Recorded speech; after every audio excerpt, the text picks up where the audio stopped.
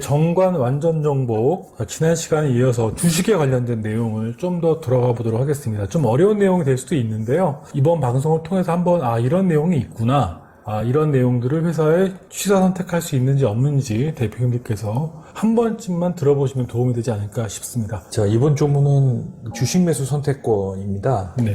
네, 주식 매수 선택권이라는 건 보통 이제 성장기 기업들, 네. 성장성이 큰 기업들, 큰 기업의 이제 임원 또는 직원들에게 동기부여를 하기 위해서는 거죠.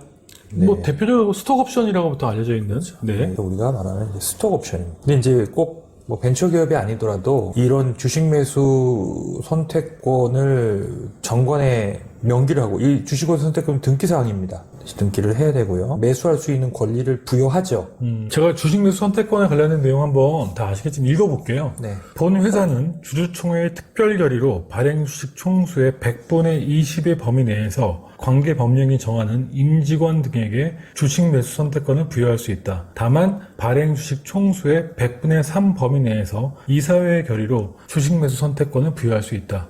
이 경우 주식 매수 선택권은 경영 성과 등에 연동하는 성과 변동용으로 부여할 수 있다. 예, 이 얘기는 어쨌든 주식 매수 선택권이 행사가 되게 되면 직원들이 이제 신주를 더 많이 보유하게 될 수 있잖아요. 물론 이제 자사주로도 할 수 있습니다. 네. 예. 자, 그렇게 되면 이거는 기존 주주들의 또 역시나 지분율이 희석되는 효과가 나올 수도 있어요. 신주 발행을 하게 되면 그 물량이 그만큼 더 늘어나는 거니까 이게 이제 주주의 이익에 어떤 영향을 미칠 수 있다는 거죠. 그렇죠. 그러니까 당연히 이건 주주총회 결의 사항이고, 그 다음에 등기 사항이라고 말씀을 드렸습니다. 그런데 이제 그 중에 3% 범위 안에서는 특별히 기여가 있는 자들에게는 이사회 결의로, 주주들의 동의 없이 이사회 결의로 하자. 그때는 반드시 경영 성과와 연동하는 성과 변동용으로만 한정해서 하자.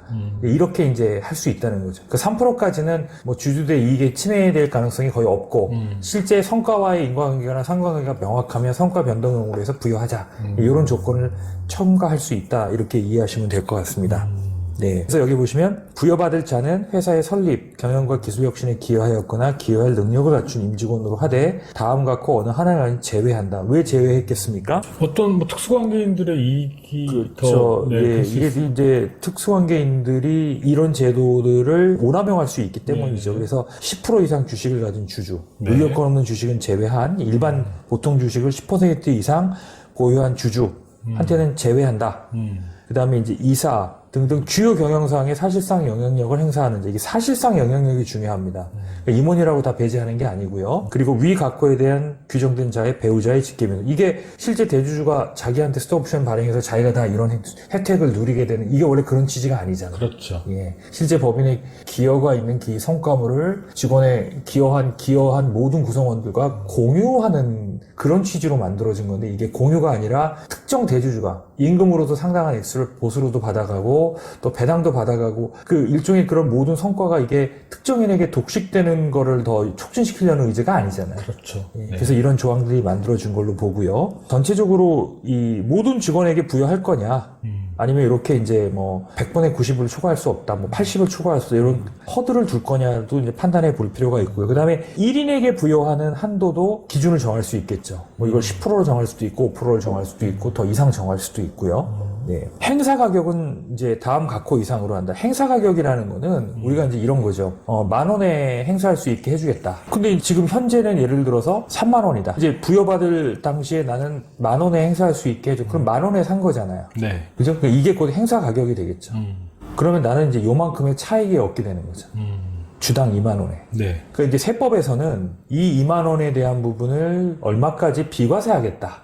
그래야 이 제도가 활성화될 거 아니에요. 네. 갑자기 이게 근로소득이 다 돼버리면 이렇게 준 혜택의 상당 부분을 개인이 세금으로 납부해야 되는 거니까. 그리고 그게 벤처기업일 때는 더 큰 혜택이 있고요. 그게 5억 아니었나요? 이번 세법 개정안 관련돼서. 네. 네. 누계로 해서 5억. 예, 누계로 바뀌게 5억이었죠. 되죠. 예. 네. 자, 그러면 여기 보시면 행사 가격은 어떻게 정할 거냐. 상장기업은 특별결의 전 2개월 평균 종가 이상으로 하고 액면가 미달인 경우에는 액면가로 한다. 예를 들어서 당초 이 제도를 도입한 취지와 다른 부정적인 결과가 나타나는 경우, 예를 들어 이런 조건들, 네. 임의로 퇴임하거나 퇴직한 경우 회사에 중대한 손실을 입힌 경우, 고의나 과실입니다. 네. 네. 또는 회사의 파산 등으로 행사에 응할 수 없는 경우라든가 또 개별 부여계약서에 취소 사유가 있는 경우에는 행사를 취소할 수 있다. 취소할 수 있다. 네, 이런 조항을 넣을 수도 있고요. 일주당 행사가액은 다음 갖고 한다. 자, 다음엔 우리사주 매수 선택권입니다. 이건 이제 우리사주 조합이 구성되어 있는 경우, 구조는 이제 스톡옵션하고 다 비슷합니다. 그래서 이 뭐 내용은, 한번 읽어보시고요. 네. 개별적으로 이게 스톡옵션이 아니라, 이제 스톡옵션과 우리사주를 같이 병행할 수도 있고요. 이제 아니면 우리사주 조합을 두고 회사가, 종업원이 언제든 본인들이 원할 때 스톡옵션이 아니라 회사의 주식을 매수할 수 있게끔 그런 이제 우리사주 조합을 둘 수도 있어서 내용은 이제 읽어보시면 뭐 일반적인 내용들이 그래서 스톡옵션과 우리사주 매수 선택권은 아까 말씀드린 것처럼 뭐 기간이라든가 아니면 이제 뭐죠? 행사 범위 뭐 보니까 다 그렇죠. 네. 비슷하네요. 네, 네네. 대부분 다 대동소이합니다. 네네. 신주의 동등배당이라는 조항을 한번 보겠습니다. 이제 예를 들어 우리가 배당할 때 배당 기준일이라는 게 있어요. 네. 네. 그래서 이제 배당 기준일 기준이라는 건 이제 요 시점에 주주 명부에 등재돼 있었냐 없었냐. 를 놓고 판단하겠다는 거예요. 물론 이제 일부 정관을 보면 그 직전 영업연도, 그러니까 예를 들어서 2022년도에 신주를 받았어요. 그런데 이제 요런 신주 배당 기산일을 요거를 직전 영업연도로 계상한다. 이런 조항을 갖고 있는 정관들도 꽤 많이 있습니다. 그럼 그렇게 하셔도 돼요.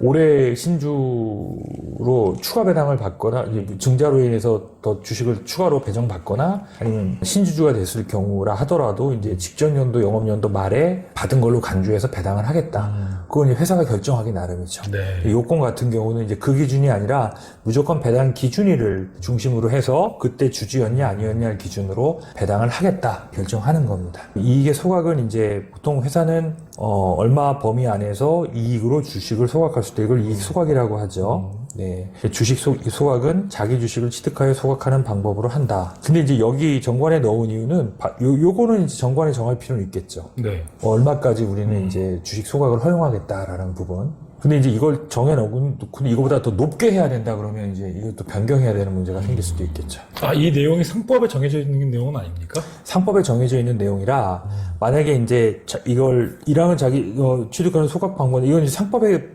강행 법규예요. 강행 법규인데, 제 말씀 뭐냐면 이제 이렇게 정관으로 한도를 정해놓을 수 있다는 거죠. 근데 이제 한도를 정해놓지 않으면 뭐 몇 프로를 하든 상관은 없어요. 그럼 한도를 정해놓는 경우와 정해놓지 않는 경우에 어떤 차이가 있냐.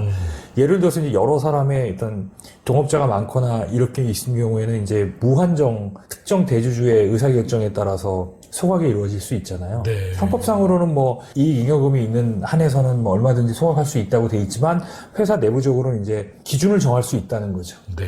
제 15조 이제 명의개서입니다. 명의개서라는 건 쉽게 말하면 이제 주주 명부를 작성하고 주주 명부가 계속 업데이트 되고 있냐라는 부분을 말하는 겁니다. 그렇죠. 상장회사들은 보통은 이런 주권이 주주가 바뀌면서 주권의 여러 가지 변동사항이나 명의개서를 전담하는 직원을 따로 두고 부서를 따로 두고 있고 그래서 그걸 명의개서 대리인이라고 합니다. 근데 이제 보통 우리가 비상장 기업들은 명의개서 대리인이 거의 없다고 봐야 돼요. 그래서 여기 보시면 주식 양도로 인해서 청구할 때는 주권을 첨부하여 제출해 주권이 없는 경우에는 뭐 주권을 첨부할 수 없겠죠. 보통 상장 기업들은 명의개서 대리인을 두고 있다. 그래서 요건 자 16조 한번 볼까요? 이 주식 양도의 제한은 실제도 대표님들한테 유용하실 것 같아요. 그 원래 이제 상법상의 주식 양도는 자유로운 거예요. 자유롭게 할 수 있습니다. 다만 이제 정관에서 정하는 바에 따라서 이사회의 승인을 받게만 만들어. 그럼 왜 이사회의 승인을 받게 만들어 놨을까요? 혹시 주식이 뭐 회사의 경영 방침에 반하거나 아니면 기존 대주주와 대적 관계에 있는 이제 그런 주주에게 주식이 넘어갈 수도 있잖아요. 네네. 그걸 방지하기 위해서 그런 거죠. 그러면 주식이라는 거는 개인의 자산인데 네. 내가 내 개인 자산을 처분했다고 해서 그게 그럼 문제가 되냐? 그렇진 않아요. 이건 회사에 대해서만 효력이 없을 뿐이에요. 아, 그래요? 그렇죠. 개인 간에는 당연히 개인 간 거래이므로 개인 간의 거래는 당연히 민법적으로 유효한 거죠. 주식 양도의 제한을 회사가 만약에 이 등기사항에 등기를 했었을 예를 들어 때는- 4인 간에 뭐 네. 내가 채권 대신에 이 주식을 넘기겠다. 돈을 못 갚아서 그걸 받았어요. 그럼 내가 이제 이건 회사에 대해서 대항력이 없다는 거는 이제 회사에서 이 사람에 대한 주주성을 부인하겠다 이런 거지만 그거에 대한 이제 재산적 뭐 손해배상 청구라든가 이런 것들은 4인 간에 얼마든지 할 수 있다는 거죠. 회사에 영향력을 미치지 못하게끔 막을 수 있다는 건가요? 그렇죠. 그건 이제 법인과 개인 간의 문제고 개인과 개인 간의 관계에서는 회사법에서 상법 적용을 받는 게 아니니까. 네. 자, 그 다음에 이제 3, 4번은 이제 만약에 그러면 회사가 어떻게 해야 되냐. 이사회 승인을 받는 거는 상법에 나와 있는 절차를 따르면 돼요. 그래서 회사가 승인을 하는 경우에 주주 명부에 오르게 되는 거죠. 공식적인 주주가 되는 거죠. 회사가 이제 승인을 하지 않게 되면 적어도 회사에는 어떤 이제 주주권 행사를 할 수 없게 되는 거죠. 주식 양도의 제한 규정도 이게 아까 말씀드린 대로 등기사항이죠? 그렇죠. 정관에만 있다고 효력이 발생하는 게 아니죠? 등기를 하지 않으면은 네. 법적으로는 그런 효력이 없어요. 네. 이거는 상대적 기대 사항이면서 동시에 이제 등기를 해야만 법률적 효력이 발생이 된다라고 보시면 됩니다. 네. 자, 그다음에 질권의 등록, 신탁재산의 표시 이것도 보시면 이제 질권, 그러니까 압류당하면 거기다 이제 근저당 설정 같은 걸 한 거 아니면 그리고 이게 신탁 주식임을 표시하려면 청구하려면 기명달인하고 주권을 회사에 제출해야 된다. 뭐 이런 이야기고요. 주권을 분실했을 때는 뭐 재발행에 대한 어떤 내용들을 담고 있는 겁니다. 주주명부 폐쇄 기준이 요건 좀 유념해서 보실 필요가 있습니다. 좀 상장 회사들 같은 경우도 연초에 뭐 어떤 회사는 3일, 또 어떤 회사는 일주일, 어떤 회사는 보름 이렇게 주주명부 기재의 변경을 정지한다. 그러니까 요 기간에는 주주 이동을 할 수가 없다는 얘기예요. 보통은 1월 1일부터 1월 15일이군요. 회사마다 다 다릅니다. 회사마다 다른. 네, 회사마다 다 다르고요. 네. 네. 그리고 이제 회사는 매년 12월 말일 최종 주주명부에 기재되어 있는 주주를 그 결산기에 정기주주총회 권리를 행사할 수 있는 주주로 보통 봅니다. 네. 예. 자, 그 다음에 이제 임시주주총회 소집 기타 필요한 경우에 이사회 결의로 3개월을 경과하지 않는 일정 기간을 정해서 이거와 별도로 주주명부 기재를 변경하거나 할 수 있어요. 이 부분도 참고하시면 좋을 것 같고요. 대신에 요거 할 때는 2주간 전에 이를 주주에게 공고해야죠. 주주가 내용을 모르고 있는데 명부에 기재 변경을 정지했다 그러면 그건 효력이 없겠죠. 반드시 이거는 공고를 해야 됩니다. 그 다음에 주주의 신고는 회사가 정한 서식에 따라서 나는 당신 회사의 주주입니다. 그러면 내외 주소와 내 서명을 등을 이제 회사에 신고해야 된다. 여기 뭐 이제 인감까지도 첨부할 거냐. 인감을 회사에 맡기는 경우는 흔치 않기 때문에 인감 조항은 빼는 게 좀 나을 것 같고요. 전자 등록부에 등록하는 경우에는 이게 필요 없겠죠. 오늘 방송은 주식 매수 선택권을 중심으로 방송을 진행을 했고요. 오늘 방송은 여기까지 하고요. 다음 방송에 계속해서 정관에 관련된 정관 완전 정복 방송 진행하도록 하겠습니다. 그럼 감사합니다. 네, 고맙습니다.